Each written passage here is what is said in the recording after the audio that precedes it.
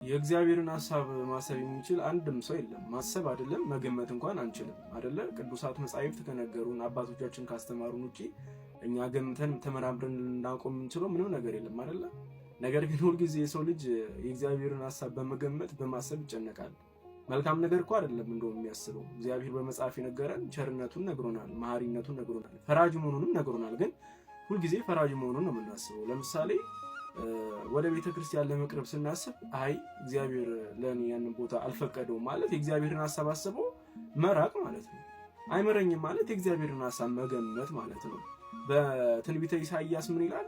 ሰማይ ከምድር እንደሚርቅ መንገዴ ከመንገዳችሁ ሐሳቤ ከሐሳባችሁ የራቀ ነው ይላል።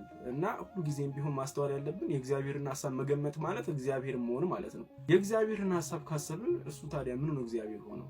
ራሳችንን እንደ እግዚአብሔር አየን ማለት ነው። የእግዚአብሔርን ሐሳብ ማሰብ አንችልም። እኛ ፍጡራኖቹ ነን፣ ልጆቹ ነን። ለኛ ልዩ ፍቅር አለው። እሱን ብቻ ማሰብ ነው የምንችለው። የጻፈልንን ማሰብ ብቻ ነው የምንችለው። ስለዚህ ይሄንን ማስተዋል አለብን።